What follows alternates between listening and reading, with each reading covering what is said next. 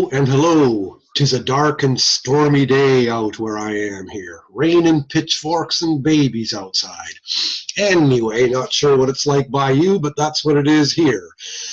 It's Monday, not Tuesday. I'll be out of town tomorrow, and therefore I wanted to hold this particular Zoom session for 110 Acoustics today, Monday, at the normal 9:30 my time, 11:30 Central Time. So I have no attendees right now, probably due to the change in the time. Not a problem. We'll work through the notes on complex sounds. Last week we began Unit 3, complex sounds. Today we'll see how far we can get to complete Unit 3 on complex sounds. So far our trip through acoustics has taken us through Unit 1, frequency, wavelength, speed of sound. Unit 2, intensity and the decibel. Then we learned about complex sounds.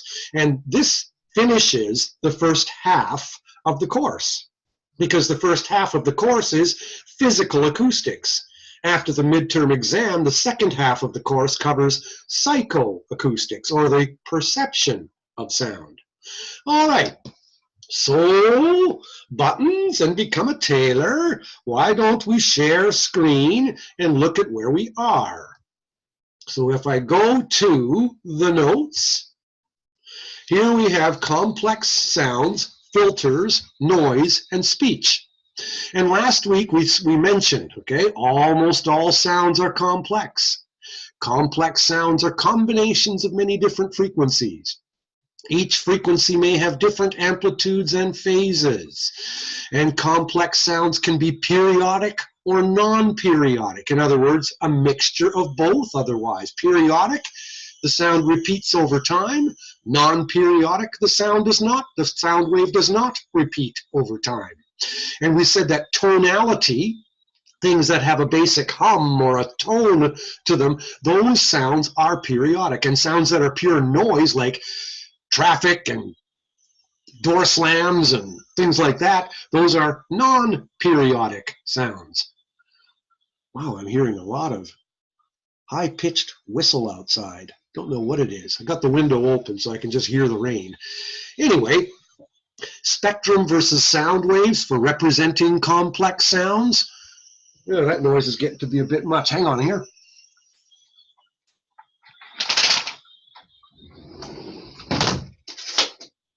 There we go.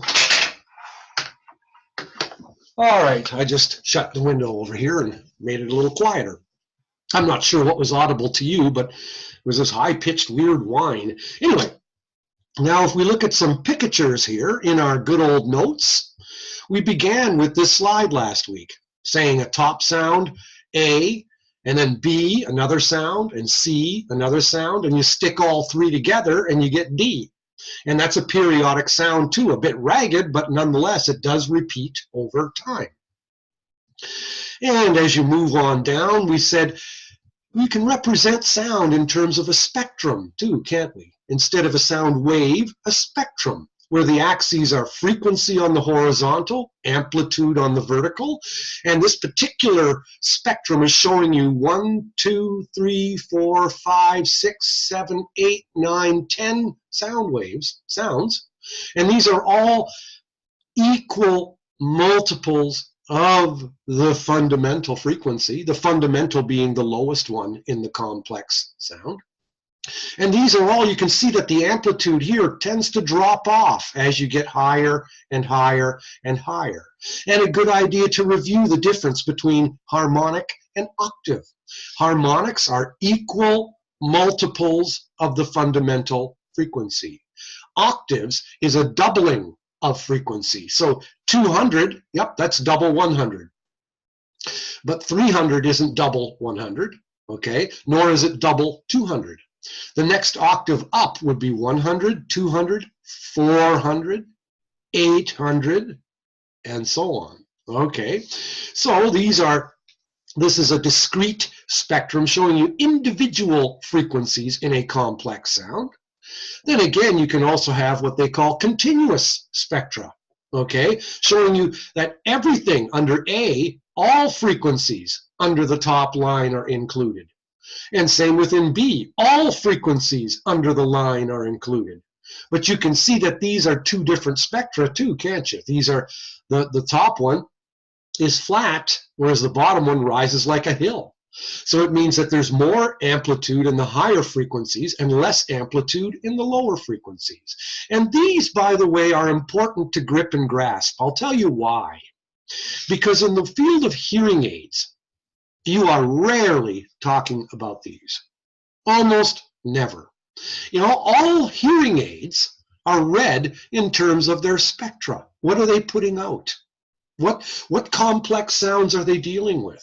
What are they amplifying, and how much are they amplifying? And in the hearing aid world, these are called frequency responses. And the horizontal axis is frequency, and the vertical axis is amplitude. It might be dB, gain. It might be dB SPL, output. Okay? So that's the reason why we've got to know what spectrums are, is because that's the world of hearing aids deals in spectra. Remember, a spectrum has no time to it. Look at the sound waves. What are the axes of a sound wave? Time and amplitude. What are the axes of a spectrum? Frequency and amplitude. And remember, a spectrum is like a slice of time. It has no time in it. And I always give the analogy, you took a loaf of bread, and then you took a slice out of it, and you turn it sideways so you can see the raisins. And look at all my little fingers, okay? That's all the individual frequencies in this hand. Okay? So you need two different ways of showing sound, because sound takes place over 3 dimensions: frequency, intensity, and time. And a flat piece of paper only has 2 dimensions. So you need 2 different ways of describing sound. Sound waves are mostly for the physics person. Spectra are for the world of hearing aids and us. So good to know. Anyway, carrying on in our notes. So here's the whole description of spectrum versus sound waves and fundamental frequency and all of that stuff. Even last week we talked about Monsieur Fourier, the Frenchman who discovered that complex sounds were made out of individual sounds. And then I talked last week about some really weird waves that you can build. Really strange ones: square wave, triangular wave, sawtooth wave. And all we did last week was we said, hey, let's make some sounds together. So if you add certain frequencies according to a certain rule, okay, and you add this frequency and this one and this one and this one, and you add them all together, you're going to get this complex sound on the bottom.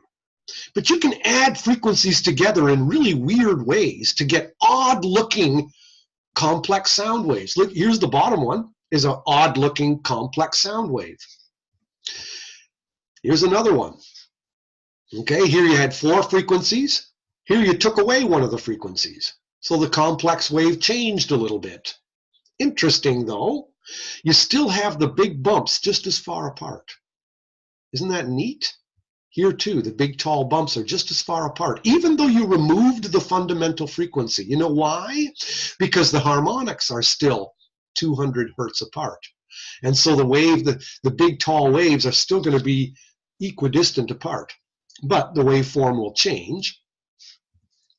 Here's a sawtooth wave, strange looking thing. And they built this wave by adding frequencies together according to a certain rule. Notice they got higher in frequency and they got softer in amplitude as well. So you added them, these two, and you got this. You add all 3 and you got this. And you keep going. If you kept on adding more and more waves, you'd end up with a sharp sawtooth wave. And the rule of making a sawtooth wave was adding together these frequencies, these harmonics, having them drop off at a certain decibel per octave drop, a dB per octave drop, okay? A dB per octave slope. They did a certain rule, and you made a sawtooth wave. Now here's how, and you made these, okay, according to this rule. You can make square waves by adding a frequency here and another one here and another one and another one. Add these two together, you get this one. Add all the top three together, you get this one. Add all four together, you get this one. And you keep on going according to a certain rule, and you'll end up with a perfect square. And what was the rule here? Well, they added every other harmonic. Instead of every harmonic, every other one, and had them drop off at a certain decibel per octave rule. Then you can have triangular waves. How the heck did they make this? Well, by having every other harmonic drop off to a different drop-off rule. You know, just all these different ways that people can make complex sounds. Okay? So, sawtooth wave, square wave. Here was the rules, I guess, what they used. Here you had every harmonic dropping off at 6 dB per octave. Here you had every other harmonic dropping off at 6 dB per octave. So sawtooth, square, sine, here's a regular sine wave. Forget about the right-hand graphs, I don't care. Look at the middle ones. One frequency on the top, one frequency on the spectrum. A sawtooth wave, lots of different frequencies together according to a certain rule. A square wave, every other harmonic dropping off with the same rule as a sawtooth. And then a triangular, every other harmonic dropping off at a really at a fast drop-off rate. And then you got the bottom one, white noise. And you can see no pattern in the bottom one. There's no repetition. There's no periodicity. Therefore, it's going to sound like noise, not tonal. And look at its spectrum. It's flat, totally flat. That means it's white noise. And the color white has all colors in it equally. Take a pie plate and make it all different colors and spin the pie plate. You'll see white. That's why they call it white noise. It contains all frequencies, but they're all randomly thrown together. There's no periodicity to it. Okay? Weird but true. So, and then in our notes, let's follow where we were in our notes. So here we are, to the bottom of page 1, just about. We said the speech waveform is kind of like a sawtooth wave, kind of, from your larynx. And then it has all the harmonics like a sawtooth, but it drops off at a quick dB per octave slope. So it drops, the sound of speech is going to drop off really like this middle spectrum here. I'll make it slightly larger. This middle one here, the spectrum of speech would be like this one that I'm circling. But you know why it isn't quite like that? It's actually more like this middle one that doesn't drop off quite as fast. And I mentioned last week, and I even took a piece of paper and I made a horn out of it. And if you take a piece of paper and you widen it at the end, you can hear the high frequencies better. Okay? I'm making the horn here. I'm making the high frequencies way louder. Okay?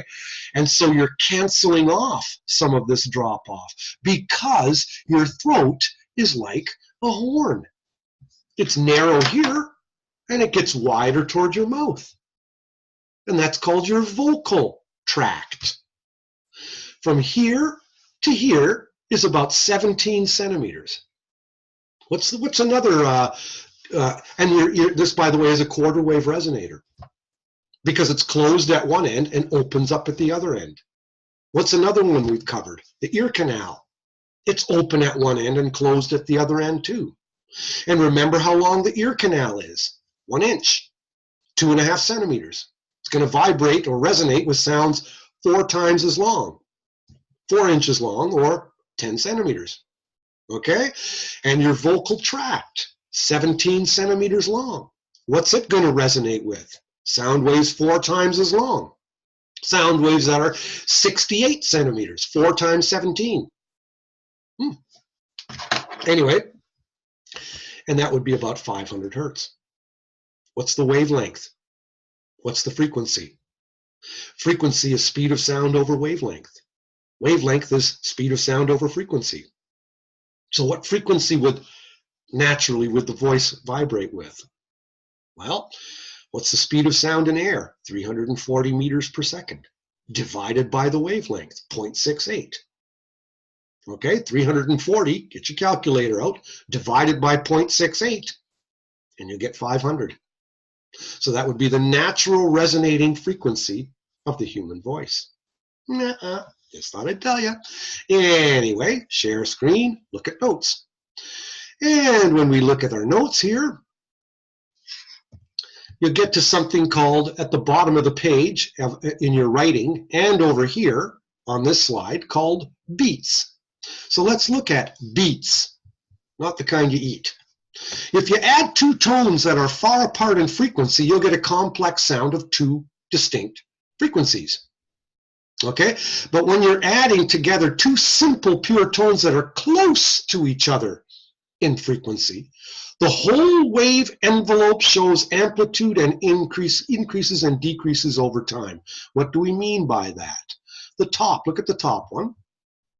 And you'll see two frequencies in this box, a spectrum of two sounds far apart, and add them together and you'll get this sound wave on the top. Yeah, it repeats over time, it's tonal. But if you take two frequencies at the bottom here that are very close together, then you're going to get the waveform. It's going to be a complex waveform too, but the whole thing is going to get smaller and then bigger and then smaller. And that's because the waves are really close together and they will work together in phase. They're very close. If you took 1,000 hertz and 1,001 hertz, they're almost exactly the same. They're a little bit different. And once in a while, they'll be totally in phase. And then after a whole bunch of cycles, they'll be completely in opposite phase. And I think I told you last time about the windshield wipers on a bus. In your car, the windshield wipers are doing this. But for some reason in city buses, the windshield wipers are a little bit different. They'll go together for a while, but one's going a little bit faster than the other one. They'll be totally out of phase for a second, and then after a few repetitions, they'll be back in phase again. That's what I mean by beats. And when you see beats, okay, it doesn't mean they're purple and they're in a jar and they're pickled, okay? Beats occur with two sounds that are close together in frequency. If you have 1,000 hertz and 1,001 hertz, you're going to hear wow, wow, wow, wow, 1 beat per second. If you have 1,000 hertz and 1,002 hertz, you're going to hear wow, wow, wow, wow, wow, wow, 2 beats per second. 1,000 hertz and 1,005 hertz, wow, wow, wow, wow, wow, 5 beats per second, until they're far apart enough that you're going to hear two separate frequencies. Pretty cool. Anyway, that's the way that is. Okay, beats. Move to the top of the next page.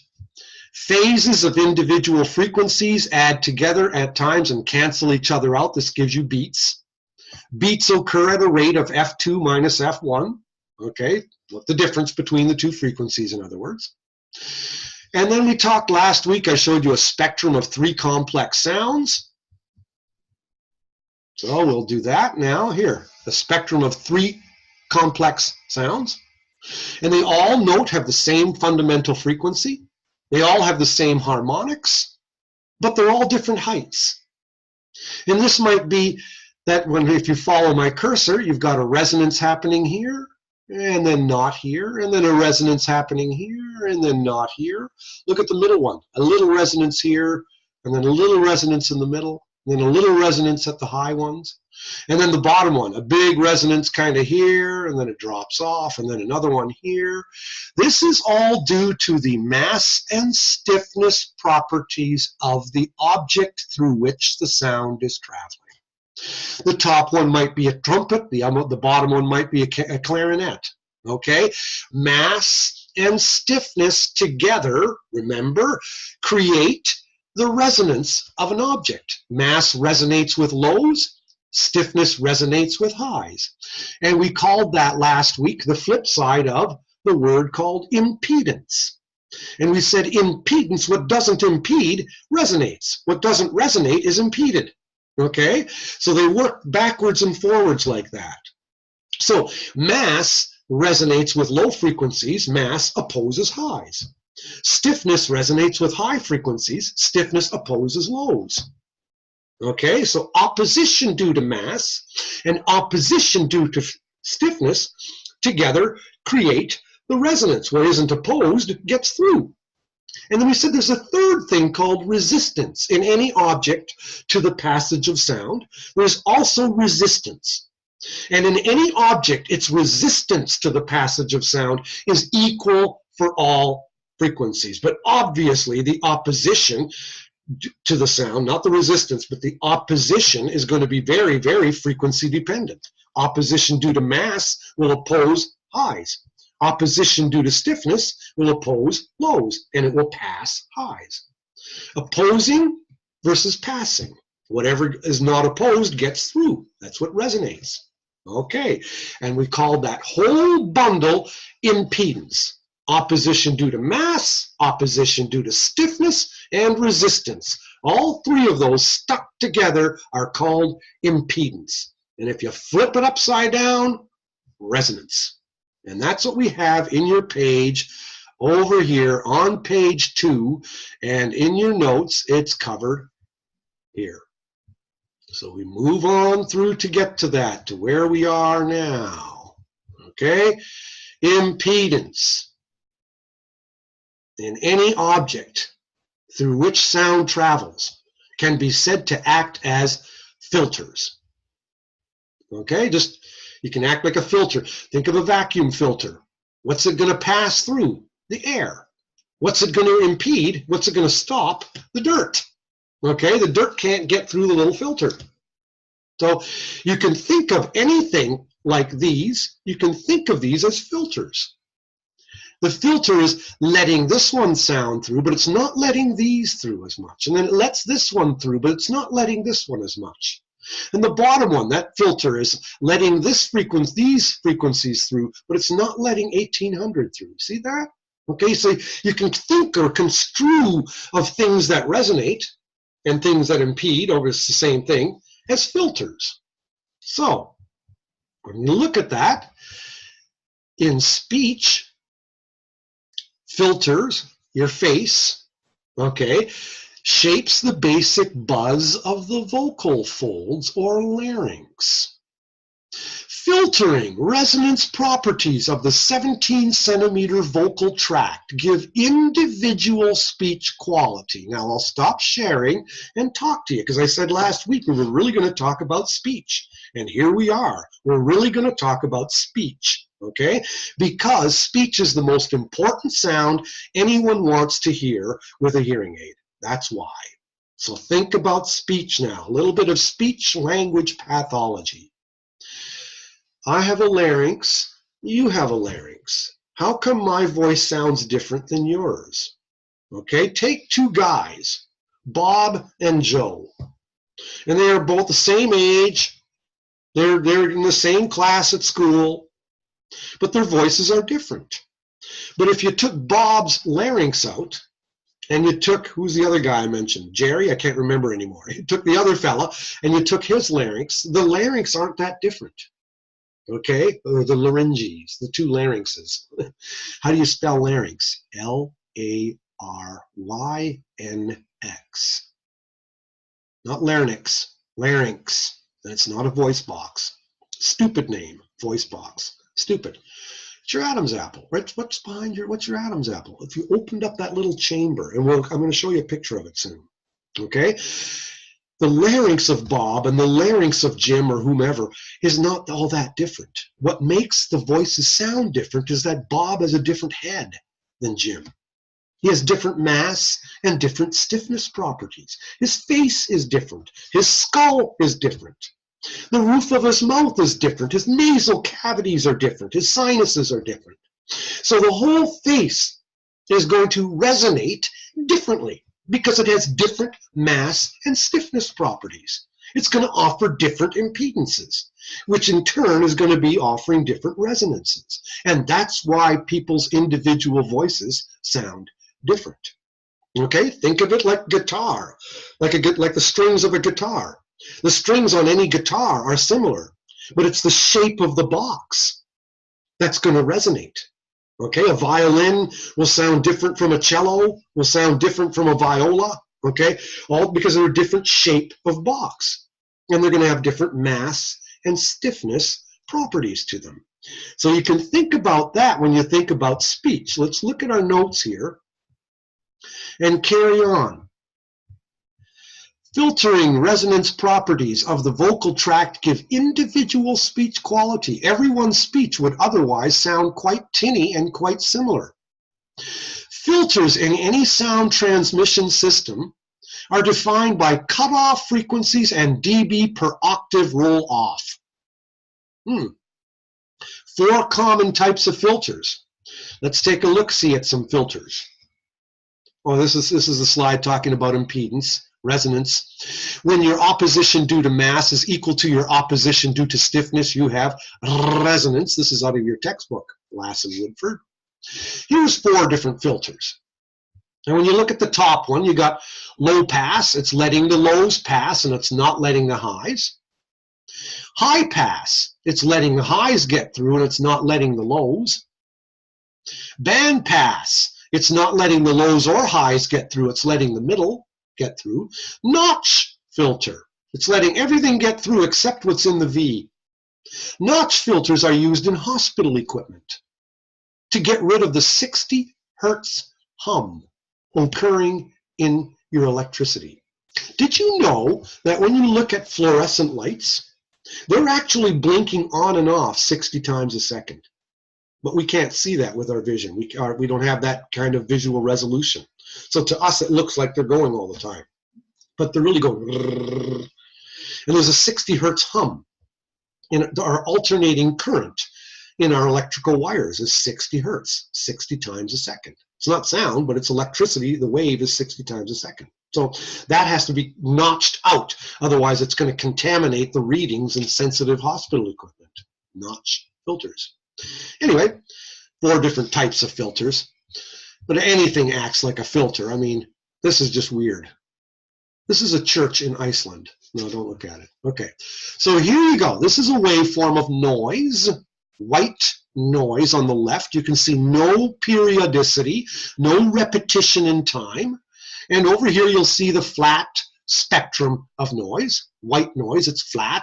It's got all frequencies are included, and they all have the same amplitude. It's a continuous spectrum, it says, because it's got all the frequencies underneath, and we're not sitting there drawing all these little lines going up and down. White noise at the top is showing you a flat spectrum. Pink noise has lots of energy in the lows, but less in the highs. And that would be a lot like the spectrum of speech. That would be a lot like the spectrum of speech. Speech has a drop-off per octave. Speech has more energy in the lows and less energy in the highs. So here are some examples. Okay, here's white noise, the waveform. And on the right is an actual measured spectrum. It's not nice and flat like this white noise line is, but still, overall, the spectrum is flat. Now remember, look at the axes. Frequency, amplitude. Over here on the left, time, amplitude. Okay, so the waveform spectrum. Look at low-pass noise like pink noise. The lows can pass through, the highs can't. Low-pass noise, its waveform might look like this, and its spectrum looks like this. And then here's an example of band-pass noise. Okay, the waveform looks like this. Again, it's not periodic. It's not repeating over time. I can't see any pattern in it. I can't in any of these 3 leftmost waves. Can't. There's no pattern. Okay, so they're all non-tonal. They're all aperiodic. Okay, there's no repetition over time, so you know they're all noises. One's white noise, one's pink noise or low pass, one's band pass. Okay, nonetheless, when you look at the spectra, white noise has a fairly flat spectrum, pink noise has a drop-off in the highs, band pass has a drop-off in the lows and the highs with just a narrow band coming through. Now, why am I mentioning these here? Because when you learn audiometry next semester, okay, when you are learning how to test hearing. We use noises once in a while. Let's say I'm testing this ear, and then later on I test this ear. And this ear was found to be fine, but this ear was found to be really bad. Well, if you put a lot of sound into a bad ear, it might cross the head by vibrating the skull, and it'll get to the good ear. And so the good ear is hearing because the sound crossed the skull. Let me give you an example. If this ear can hear down to 0 decibels, and this ear, it can't hear until it's 100. If I put in 10 decibels, you won't hear. 20, you won't hear. 30, you won't hear. 40, you won't hear. 50, you're going to raise your hand, because 50 was enough to cross the skull to get to my good ear. Okay? So I'm going to have to use masking noise to keep my good ear busy while I'm raising up the intensity and finding out what this bad ear can really hear. And the masking noise that you're going to use for pure tones, get this now, the masking noise you're going to use for pure tones is going to look like bandpass noise. If I'm testing the bad ear at 1,000 hertz, this bandpass noise will center around 1,000 hertz. This little bump right here will be over top of the 1,000. And if I'm testing the bad ear at 2,000 hertz, then this little bump is going to be centered over 2,000 hertz, and so on. It's called masking noise, and that's used every day in audiometry. And I believe your audiometry course is called 130, I think. Your anatomy is 120. 130, I think, is audiometry. So you'll be studying audiometry, and you're going to learn about masking noise. And masking noise is bandpass noise, centered at different frequencies. And when you're testing the bad ear for speech, guess what kind of noise you're going to put in the good ear to keep it busy for speech? You're going to put in low-pass noise, like pink noise, because the spectrum of speech is a lot like pink noise. Here's the spectrum of average conversational speech. Like pink noise, it too drops off in the highs. So speech has more energy in the lows and less energy in the highs. And we can all know that because when you say the word church, the loudest part of church is the And if you put your hand to your throat and say church, you'll feel it vibrate. But if you say it's not vibrating, not vibrating at all. Keep your hand to your throat and say ah, oo, e, ah, oo, e, o. All your vowels vibrate your throat. You're using your larynx to produce vowels. And every word in English has a vowel. How many vowels do you have? 5. A, E, I, O, U, and sometimes Y. Okay? So all words have to share 5 vowels. What makes the words different is the consonants. So when you say the words hit, bit, fit, kit, or okay, or if you say hat, fat, cat, bat, mat, what makes them different is the k. And the thing about speech is those high-pitched consonants are soft. Very soft in amplitude. That is why your outer ears are shaped the way they are, because your outer ears and the length of your ear canals as quarter wave resonators, guess what they resonate with? High frequencies. Sound waves 4 times as long. Sound waves 4 inches long or 10 centimeters long are generally high frequency. So your ears are made to match for speech, to help us hear the high frequency consonants of speech, which are so important for detecting what the word was.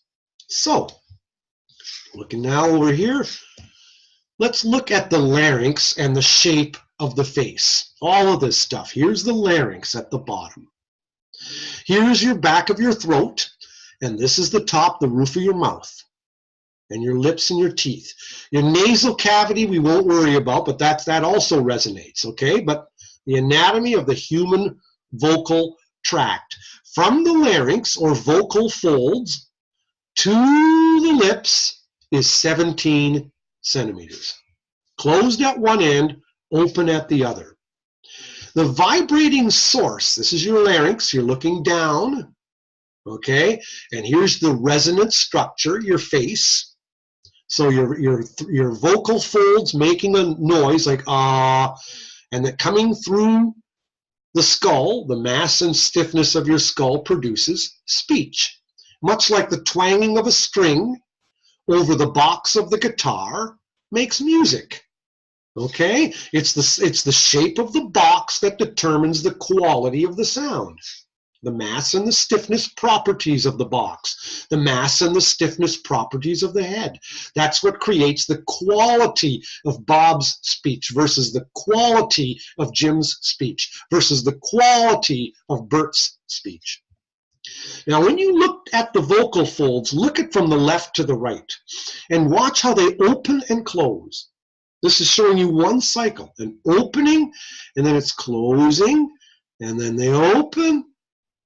Okay, that's one vibration. Let me share something with you. How many take place per second in a human voice? In a male, it happens 125 times a second. Your vocal folds are going open and close 125 times a second. In a woman, the vocal folds are opening and closing 250 times a second. In a baby, the vocal folds are opening and closing about 400 to 500 times a second. Okay, so that's why babies have higher voices. Okay, they're opening and closing faster. That's why women have higher voices than men. Okay, men have more mass on the vocal folds, so they don't vibrate as fast. Remember, mass doesn't like vibrating fast. And the vocal folds open and close. Why do they open and close? Let me show you why.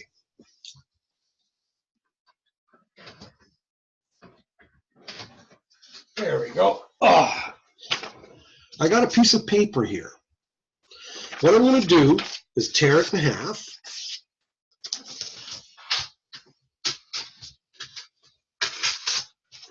Okay, two pieces of paper here. What happens when I blow between them? See how they stick together? They don't blow apart, they stick together. That's called the Bernoulli effect. B-E-R-N-O-U-L-L-I, Bernoulli effect. When you think of the wings of an airplane, and I'll draw this for you. When you're looking at an airplane, okay, I'm going to draw a weird airplane. Okay, now you're looking at some weirdo looking airplane, okay? If you look at the wing of an airplane from the side, the wing is actually flat on the bottom.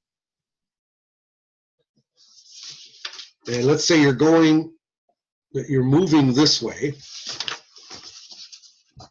Okay, if you're looking at the wing from the side, the bottom is flat and the top has a curve to it.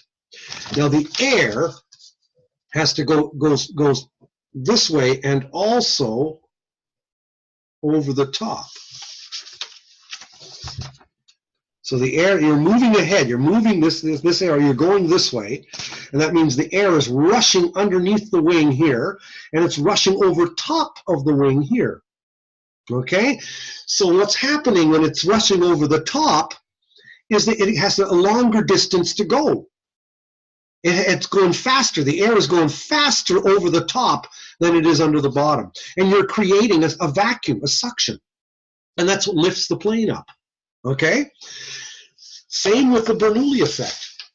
When I'm blowing through these two pieces of paper, the air is moving really fast through there, so I'm decreasing the pressure between the two pieces of paper. You're sucking them together. When the air has to go over top of a wing of a plane, it has to go faster than the air on the bottom. And so you've got less pressure here because the air has to move over a bigger distance, which sucks the wing up. It actually makes the plane rise. Back to the human voice. If you're looking at what the larynx does, share screen.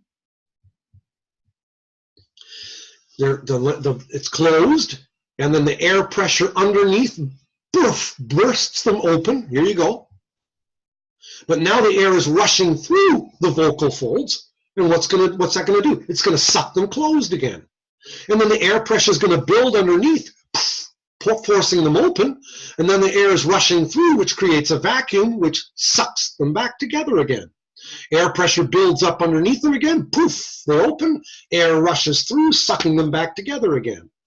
The Bernoulli effect, making the fundamental frequency of a male voice 125 hertz, and the fundamental frequency of a woman's voice about 250 hertz. And then the rest, it happens naturally, because a person's faces are different. And so the vocal folds themselves aren't so different among individuals, but the shape of the heads is different. So women tend to have a fundamental frequency of 250 hertz, but it certainly doesn't mean all women's voices sound the same. They don't. Just like all men's voices don't sound the same. It's because of the resonant structure of the head. Weird, huh? Here's another picture of vocal folds opening wider and then closing. And actually the shape of the waveform is sort of like a triangular wave. Kind of weird. Anyway. This would be the drop-off frequency of the human voice through the head. But then you've got the horn effect because your lips are wider, okay? And I could draw a horn too, but I did last week, so I won't. Which actually now makes the vocal tract have a spectrum like this. But don't worry about that. I don't care. I don't care about that either. So look at here. This is the quarter wave resonator. Okay, open at one end, closed at the other. It's going to naturally resonate with sound waves that are 4 times the length. Outer ear, it's a quarter wave resonator. Vocal tract is a quarter wave resonator. Let's go to now to where our notes are. Over here, what have we covered? What do we got? Noise has a non-periodic waveform. What is that? I have no idea what that means. Noise has a non-periodic waveform. Noise is not tonal. Noise can be transient or turbulent. I put a star by that one too. This takes us to speech, believe it or not. Transient noise, okay? Turbulent noise. Transient is like a door slam. It's like a pop. It happened and it's done. Turbulent is continuous, like a waterfall. Now, what does that have to do with speech? Lots. Look at the consonants and the vowels. Vowels are tonal. Vowels are louder. Vowels are lower. So jot those 3 things down. What are things about vowels of speech? They're tonal. They're relatively louder, and they're lower in frequency. Tonal, louder, and lower. Louder, lower, tonal. Now look at consonants. They are softer, high-pitched, and they are noise. Consonants are not tonal. K, k. Do you hear any tone in that? S, s. There's no tone in that. It's a noise. And there's 2 types of consonants, okay? Consonants can be turbulent, or consonants can be transient. So if I think of a T, t, the horse is out of the barn. As soon as I said t, it's done. T. If I say P, it's a noise. But what happens if I say S? S. I can say S for quite a while. That's a turbulent noise. Okay? F, F, turbulent. T, transient. Okay? So you've got turbulent vowels or consonants, you have transient consonants. Both of them are noise. Both of them are high-pitched. Okay? And both of them are soft. Unlike the vowels that are loud, lower, okay, and tonal, okay, consonants are softer, higher pitched, and not tonal. They're noise. And there's two types of consonants, transient and turbulent. There's even more, and then we can finish today. There's even more, but it gets better. Okay, we're going to tie things together here. So here you talked about, don't worry about this stuff here. Sound can be pure in frequency, or just cross that out. I don't care. Just leave that one alone. Do put a star by here.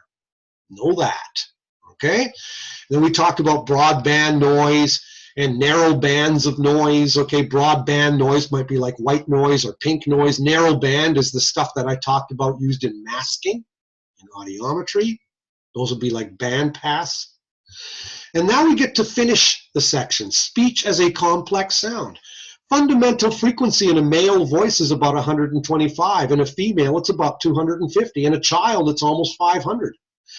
Formants, okay, are resonances of the vocal tract. Put a star by that. Formants are resonances of the face. Voice quality. Each larynx may produce very similar fundamental frequency, but each face has very different mass and stiffness properties. Therefore, the resonances or formants are very different from person to person. Think of the larynx as the reed and the face as the horn. Okay? Now look at your vowels. This is weird. Okay, but look at it carefully. Here's your vowels, A, E, I, O, U. Okay, they are periodic, they are tonal, and they are low frequency. And you can put louder. Now look at the middle two columns. And this is something not many of us think about. I'm going to draw it, make it a little bit closer so you can see it better. If you look at the letter F, say F. Now put a voice in F. It turned into a V. A V is a voiced F. Take S. Now put a voice in it. Z. Now you have a Z. Take P. Put a voice in it. B. A voiced P is a B. Take T. T. Put a voice in it. D. A voiced T is a D. Take CH. Ch. Put a voice in it. J. You got a J. Take K. K. K. Put a voice in it. G. G. K. K. G. G. It's a voiced K. So not only do you have turbulent and transient consonants, and let's look at these now. What's F? F would be turbulent because it continues. What about S? S continues, it's turbulent. What about P? P. That's transient. I can go p, p, p, p, p. I can't sustain a P. Once the horse is out of the barn, it's gone. T. Same thing, it's transient. I can go but I can't sustain a T. Once it's said, it's done. Same thing, transient. Transient. S and F, though, those are turbulent. And look at the voiced parts. If an F is pure high pitch, a V is a mixture. You're putting a vowel together with an F. You've got a mixture of the two. So I guess if on our spectrum, if we looked at the spectrum of speech, way back here, at that red here, vowels would be where I'm circling, right here. Vowels are louder, look at this, in decibels, they're louder and lower and tonal, and they're periodic, yup. Unvoiced consonants, unvoiced, F, S, T, CH, K, all those sounds, okay, S, okay, those are way on the right. They're softer, they're noisy, they're high-pitched, they're aperiodic. And then voiced consonants like d, g, b, t, no, you know, yeah, d, g, b, j, okay? Those are in the middle, voiced consonants. But always remember, of all consonants, voiced and unvoiced, some are turbulent and some are transient. So now we've kind of covered the properties of speech when it comes to acoustics, the acoustics of speech, purely the acoustics of speech. And now look over here, vocal tract, quarter wave resonator, vibrating with frequencies 4 times longer than the cylinder, make it resonate. If the cylinder also vibrates at odd harmonics of the resonant frequency, but don't worry about that. Helium speech again. Why does helium make one's voice higher?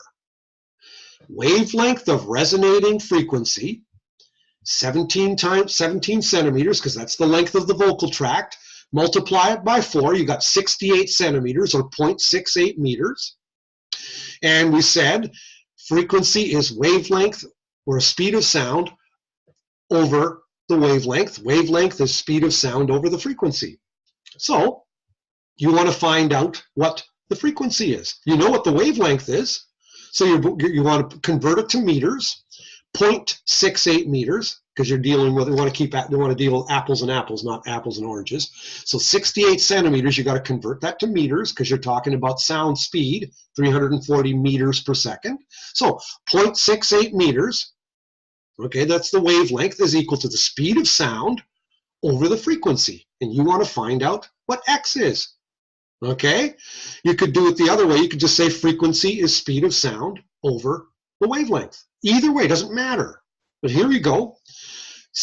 1 times 340 is 340. Divided by 0.68, you got 500 hertz. That would be the resonating frequency of the human vocal tract. But remember, all faces are a little bit different. So they're all going to be off, and that's what makes them all different. But nonetheless, okay? And then look at helium. Helium has a higher speed of sound. So 927 over 68 instead of 340, okay? You get a higher one. So 340 meters per second divided by 0.68 is 500 hertz. The speed of sound is faster through helium, so 927 divided by 0.68, you get a higher frequency. That's why when you inhale helium out of a balloon, your voice is really high for a little while. Okay, speed of sound is faster through helium. Helium is less dense. Therefore, the speed of sound is faster through helium. Okay, that was just a little power trick there for you. And you know all of this stuff. I mean, we covered this. This has all been covered in wavelength, speed of sound, okay, frequency, and just look at that because that's an important little what do you call it, formula to know. Is you had period is 1 over frequency, frequency is 1 over period. Then you learned about wavelength is speed of sound divided by frequency. Frequency is speed of sound divided by wavelength.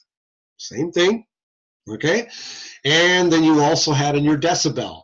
dBSPL, if you've got some sound pressure, remember that the bottom number is always 0.0002 dynes per centimeter squared, because that's the softest it takes for a normal hearing human to hear a 1,000 hertz tone at 1 meter distance from a speaker with 2 ears. So that's always the reference. So if you have some other sound pressure against the eardrum, what is it in dBSPL? The formula to figure that out is dBSPL equals 20 times the logarithm of the ratio. And first you figure out what the ratio is, then what's the logarithm of that ratio, multiply it by 20, and you get your dBSPL.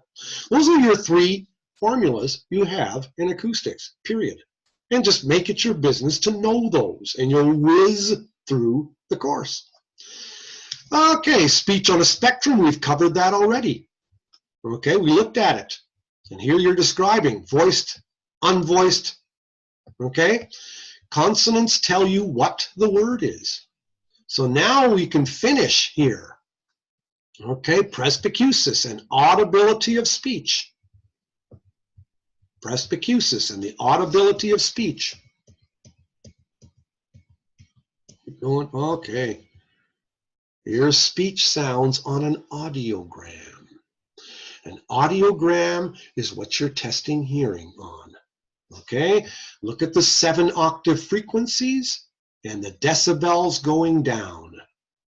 Note the loudness of all voiced sounds. Z, V, J, M, D, U, and all your vowels are louder and lower.